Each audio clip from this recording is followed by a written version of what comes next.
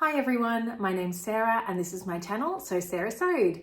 In today's video, I'm going to be catching you up on everything I've been knitting and sewing recently, including going to Melbourne Frocktails last weekend. If we haven't met before, my name is Sarah. I live in Melbourne, Australia with my two boys and I'm a music teacher and I love to knit and sew in my free time.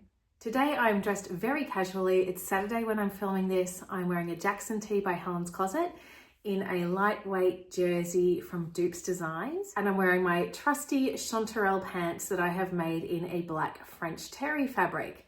So very relaxed, very comfortable today. Last Saturday, however, was the event on the Melbourne sewing calendar, and that was Melbourne Frocktails.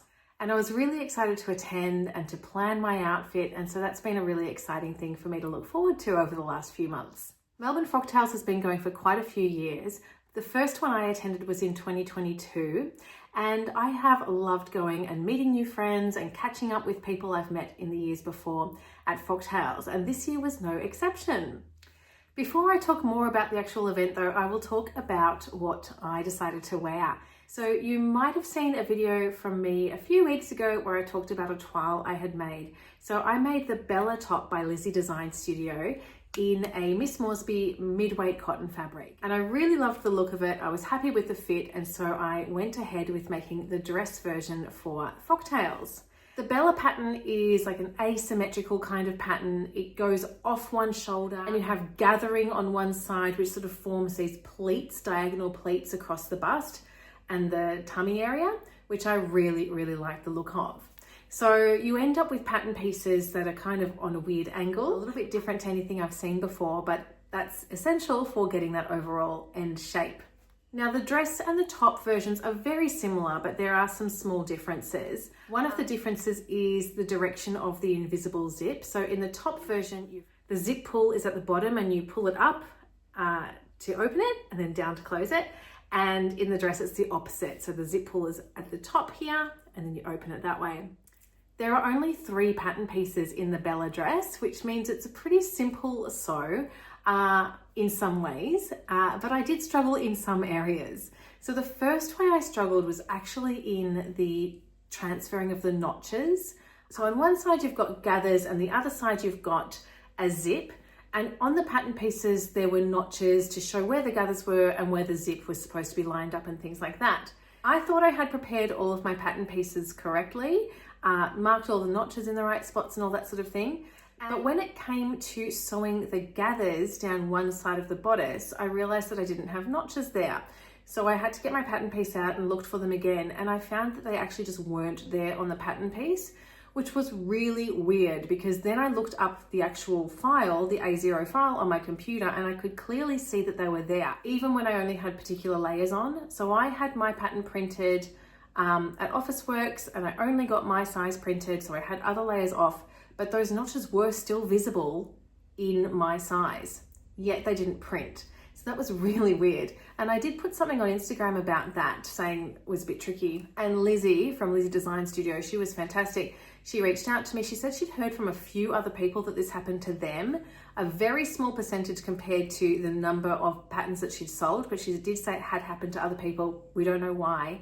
And she offered to send me the distance that I needed to measure out for the notches. By that point, I had already sort of worked out my screen with my ruler to be at the right scale. I'd sort of tried to measure it on my screen and figure it out that way, which was fine. It was a bit fiddly, but it got the job done. So if I do end up making the dress again, I would reach out to her and ask for those notch placement distances, and it might just be something for you to look out for if you do buy this pattern. Just check carefully that those notches do print out. They're printed fine on the top pattern. They are different pattern pieces. I had no issues with the top, but the dress was my issue. The zip you put down the side is an invisible zip, and I have only tried invisible zips less than a handful of times. And I did find it a little bit difficult to get that invisible zip in on my top version. And I mentioned that in my video. And I had quite a few comments that suggested that I would find it a lot easier if I had a dedicated invisible zipper foot to attach to my machine. So I went ahead and bought that, and I did find it a lot easier to put the zip in the dress version, but I still did not end up with an invisible zip. I'll show you. Now, I didn't have a whole lot of confidence in my invisible zip insertion, so I did choose a color that I wouldn't mind seeing. And yeah, you can see it, but look, it's under my arm. It's not a noticeable thing when I'm wearing it, so I'm not too worried about it. The fabric I chose to use for this dress was also a Miss Moresby fabric, just like my top. Miss Moresby, whose name is Sarah Rowe, she's an artist and she makes the most beautiful artwork. I absolutely love the colors that she uses in the designs. And she has gone into fabric printing as well in the last year or so. And she seems to have a couple of pre-orders a year that you can buy directly through her. And then she also stocks a small number of fabric stores as well with her fabrics. Now, I bought directly through her and I went with a fabric printed on a cotton sateen base. And the design, I believe, is called Selby. And it is a multicolored geometric kind of pattern, quite different to her usual style that she's had printed on fabric. I would say that the blue top that I made is a design that you see more of in her fabrics, but this one is really quite different. And I have a little bit of it left over.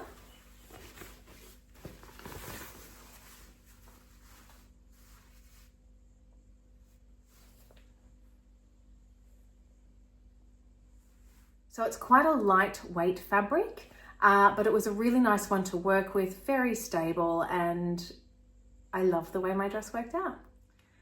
I can't exactly remember the size that I made in the dress, but I think it was the size that most closely aligned to my bust measurement. The hips, there's quite a bit of room. I wasn't so worried about it. So it was my bust and my waist that I tried to go as close as possible to. I think if I made it again, I might even try sizing up one just to get a little bit more drape. My version ended up being quite close fitting. And I think if I'd sized up one, I would have got a little bit more of that sort of drape and pleating kind of effect. But I am happy with the way that it fits. I was actually also wondering if maybe this pattern would work in a stretch fabric and then you would be able to potentially leave out the zip. That's very appealing to me. Might try it one day. So apart from the zip, the rest of the construction was pretty easy. There's quite a high slit that comes up one side. The binding around the neckline, when I made the top, I had no issues with this. For some reason with the dress, I don't know why, I just had to unpick it a couple of times to get it to sit right. I don't know, I'm not sure what I did. I think maybe I was tired. I didn't have the very smooth sailing experience I would have liked, but it did work out all right in the end. So I think it's time to talk about the day itself, and then I'll be able to put some pictures in of me wearing the dress. As I mentioned, the best thing about Frocktails is the people that you meet and being able to catch up with people that maybe you met last year or maybe you've met on Instagram or through YouTube, and that was definitely the case for me this year. So at last year's Frocktails, I met a friend who we had been chatting on Instagram for quite a while. She watches my channel, and so we connected through there and we got along really well. And when we met in person at Frocktails, we just hit it off and could have spoken to her for hours. And she was living in Melbourne at the time, but now she's moved away. And so I was really excited to hear that she was coming down to Melbourne for Frocktails this year. So I invited her to stay with me. Her name's Lauren. If you met her at Frocktails this year, you will know what an absolute delight she is. So lovely. And yeah, I was lucky enough to have her stay with me and get ready together, which was really, really fun and part of the excitement of the weekend for me, absolutely. So I met Lauren at the station on Saturday afternoon. We decided that we'd like to get our hair done. We're similar in the fact that we have very straight hair, but also not confident in how to style it in any way apart from just the way it goes naturally. So we both had our hair done in sort of soft waves. We had a quick walk around the shopping centre, got back to my place to get ready, and then realised that we had about 20 minutes before we were supposed to be on our train. So I definitely didn't time that very well. The venue this year was on the other side of town to where I live, and I thought about driving all the way there, but I don't really like driving across town, and I especially don't like driving across town in rainy weather, and the forecast for Saturday was just appalling. It ended up being one of the coldest November days we've had, in 100 years or something. It was so cold, like about 10 degrees below the average. I think it was 12.7 was the maximum for the day, but most of the day it was colder, and it felt even colder because of the wind chill. So I really didn't know how we were going to get there. We ended up deciding to go on the train. The venue was right next to a train station. We did have to swap in the city, but it was going to take just over an hour to get there, which is pretty okay, really. So that's what we did. We got ready really fast. We ended up having to run for our train, but we got on it and we got to the venue at around 7:10. So perfect.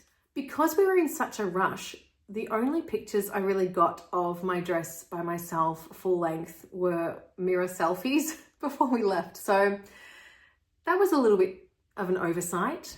Not to worry though, it doesn't really matter. We did take some photos outside the venue before we went in because it was just very lightly drizzling at that point and the light was really beautiful, as well as this beautiful wall that we wanted to get photos against. Unfortunately, it was too cold for me to want to take my jacket off, so you can't see the dress without the jacket in these photos, but you do get a bit of an idea. I was lucky that I had a jacket in my cupboard that just happened to suit the dress. I hadn't really given it any thought, but yeah, that one worked really nicely, so that was good. Once I was inside, I was able to take it off and I was warm enough all night. There was definitely no issues with being cold once we were inside the venue. So Lauren and I decided we wanted to stay for as long as we could. We checked the train timetable to come back again. We knew we had to be on a train again at midnight. So we stayed for the whole event. There were so many people to talk to. I met so many new people, which was fantastic. I caught up with other friends that I'd known either from other Frocktails or through my knitting group.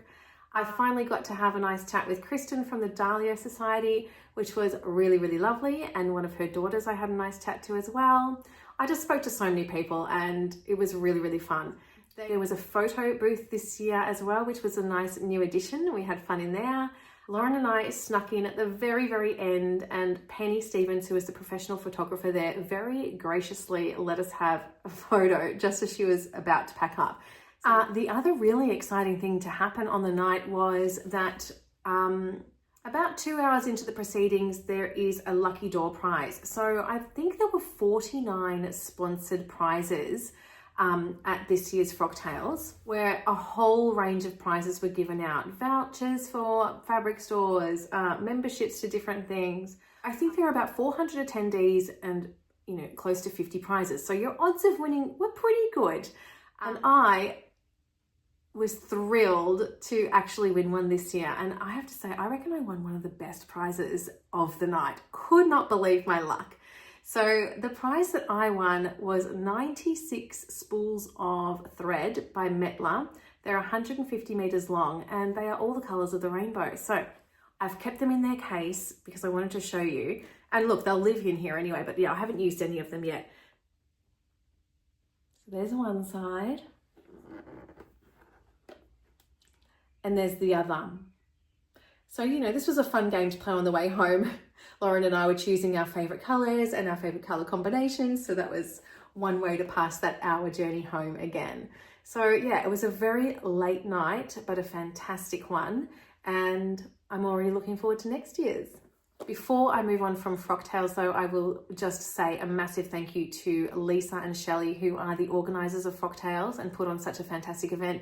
And thank you so much to every single sponsor who either sponsors one of those lucky door prizes or put something into our little show bags that we get to take home as well, which is full of discount codes and little treats like that. So a really great night. And if you've never been to one before, you should try and come along next year if you are anywhere in the vicinity of Melbourne. I actually finished the sewing of my Frocktails dress with maybe a week to go, which was surprising, and I was very pleased with that. And it meant that I was able to work on another sewing project between in that week leading up to Frocktails. And I had some more of that Miss Moresby fabric left over. I'd actually already cut out the pieces for a peppermint wrap skirt, and I got that sewn up in the last week or so. I haven't actually had the opportunity to wear it yet because it's been so cold in Melbourne, but I'll try and get some pictures of it before I put this video up, because yeah, it was a really successful make, I think. It's such a fantastic fabric. I've talked about it before. I've made a True Bias Laura dress in this fabric, but it's, you know, it's not a dress that I can wear very often because it's quite formal. It is one that I had thought about wearing to Frocktails this year, but I decided to make something else instead. But I had enough of this fabric left that I wanted to make a more of an everyday kind of skirt. So that is what I did. So the Peppermint wrap skirt is a dress in 3 panels. It's got a back panel and then 2 front panels. The back panel has 2 darts. Each of the front panels has 1 dart, and then it's got a waistband, which you insert a little buttonhole that you can then thread one of the long ties through and then tie it around as a wrap skirt. The instructions are put together with French seams. So all of the inside seams are enclosed, which is fantastic for me because I don't have an overlocker. So anytime a pattern does that, I really appreciate it. And yeah, it means that my garment will hopefully get, you know, it won't see that kind of wear and tear that you get with a zigzag seam. And it feels like a really nice, clean, professional kind of finish. So I'm looking forward to wearing that. I have a pink linen Ashton top that I think will go really nicely with this skirt, especially on a hot day. So I think that maybe that's what I'll style with this, and perhaps that's the picture that you've already seen right now. But yeah, I think that will go really nicely together. I'm looking forward to having more opportunities to wear this amazing art fabric by Miss Moresby. Peppermint Patterns have recently made a change to their payment options. So they used to have a free option, and some of them still do. I believe it's any of the patterns before issue 24 are still free. But apart from that, they're now, they begin at $5, it looks like. The Peppermint wrap skirt pay what you want options begin at $5 Australian dollars. I'd have to go through and have a look at all of them to see if that's the same for all of them. And the main reason they've decided to do this was just to make sure that Peppermint magazine was able to be a financially viable company and to continue. So I think it's fantastic that they still have those different levels of payment. And I would definitely recommend this pattern. It's a really, really great one, and I'm looking forward to wearing it. The other sewing I've been doing recently has been working on my Christmas quilt. Now, this is something that's been on my Make 9 all year. It's definitely been on my plans the whole year. I bought a jelly roll of fabric many months ago with this in mind, and I have been working on it for the last probably 5 or 6 weeks. So the pattern I'm using is the Madeline Quilt by Penelope Handmade, and it's a really, really easy one. Basically, you have to cut strips of background colors, and then you just sew them together with your jelly roll strips, and then you then cut those into certain sizes and then start piecing them together. Now, I am at the point where I'm almost ready to start putting all of my rows together. So you have a combination of short rows and tall rows. This is one of my short rows. So you can see all of my little short pattern pieces are sewn together. And then there's the same but with longer pattern pieces, and they're all sewn together too. I'll put a picture in so you can see. And my next job will be to figure out exactly how I want them all laid out, the way I want to put them all together. So I'll put them all over the floor and take a photo, and then I'll be ready to start sewing them up. I wrote myself a little timeline, and I have shared it on my community page. And my goal was to finish all the tall rows by Sunday, the 16th of November. Now I'm filming this on the 15th, and I've already hit that goal. I'll be publishing this on the 16th. So when you're seeing this, I am on track with my timeline. I've given myself 2 weeks to hit the next goal, which is completing the entire quilt top. I might end up doing that earlier. I'm not sure yet. I've got a really busy couple of weeks coming up, or a really busy week coming up. I've got my school musical this week, so I'm in rehearsals all day tomorrow, Sunday, and then I've got a normal working week next week, but I've got either rehearsals or shows on Monday, Tuesday, Wednesday, Friday, Saturday. So I get one night on the Thursday, but I'll have my children with me that night. So there won't be a whole lot of time for sewing. So yeah, it's going to be a really busy week, this one. So that's another reason why I gave myself 2 weeks for the next step, because I knew it might be pushing it to try and get anything done at all this week. So the fabrics I'm using for this are a Riley Blake design, and they are called A Perfect Christmas. And they're all based on the lyrics of the 12 Days of Christmas. And I just love the really traditional kind of color palette. I think my favorite fabric is this the pears in the tree. I love that one. But yeah, I love it all really. So I'm really looking forward to seeing that come together. and sharing that with you. My next job also is to try and find my backing fabric for that. I am thinking, rather than doing the 3-layered quilt with the top, the batting and the backing, because we have Christmas in summer here, I was thinking it might be better just to go top and back. And I was thinking of using a flannelette kind of sheet or something as the backing, and then not using any wadding at all. So I'll see if I can find something. I went to Spotlight today and they didn't have any flannelette sheets at all, probably because it's not really the right season for that anymore.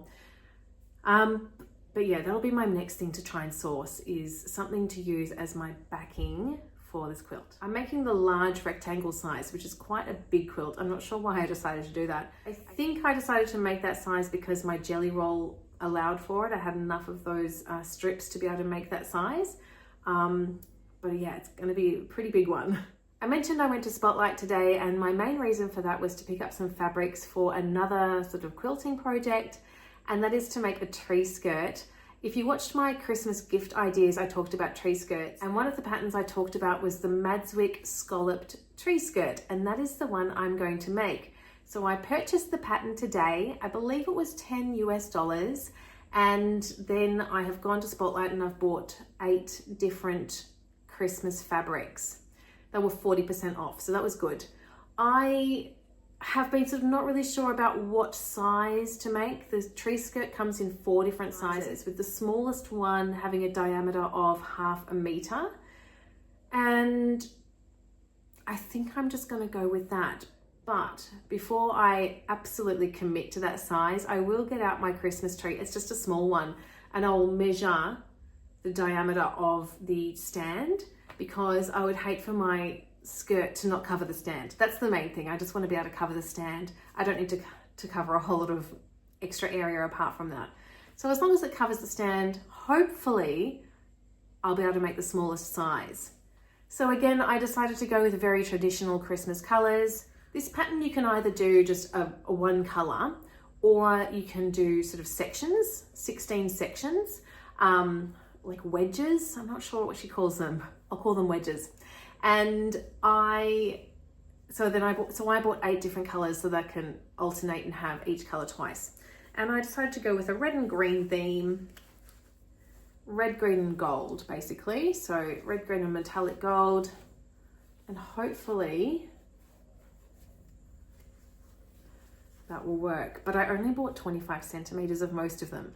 So if I do need to make the bigger size, that probably won't be enough. So fingers crossed, my tree stand is a nice small one, and that will be plenty to make my tree skirt. The tree skirt, you have the front and back, and you do have wadding in the middle of this as well. So that will be a nice project. I'm hoping to have it done. Look, it would be nice to have this done by the start of December when I put the tree up. So let's have that as the goal. Before I move on to what I've been working on in my knitting, I wanted to talk about another purchase I made today, and it's a pattern for a bag. Now this bag came up in my Instagram feed. I think I was looking at someone who was a tester for it months ago, and I absolutely love the look of it, but it's only just been released as a pattern a couple of days ago. So the pattern designer, I'm not sure of her name, but her Instagram name is Huge Heart Sews. And I know that she wanted to make the instructions perfect. So she really took her time in releasing the pattern after all the tester feedback. And it looks so good. I did consider buying fabric for this today, but it was just a bit overwhelming. So all I've done so far is I've bought the pattern. I was hoping this pattern was out in time for me to recommend it, well, or at least to talk about it on my Christmas gift recommendations or ideas, but it wasn't. So I wanted to talk about it today in case this interests you.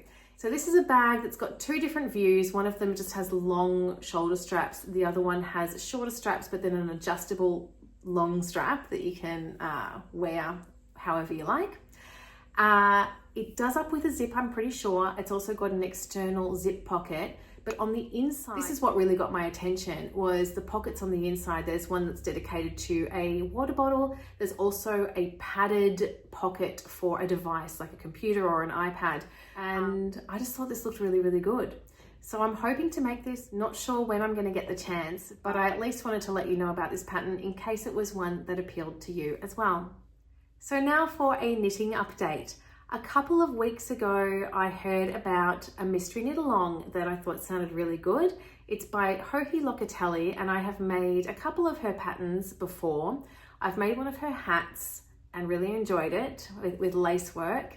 And I also have made a colorwork jumper, which didn't work out for me, but that's because I didn't do a gauge swatch and the size just was not right at all. But I did really like the pattern and I enjoyed the knitting of it.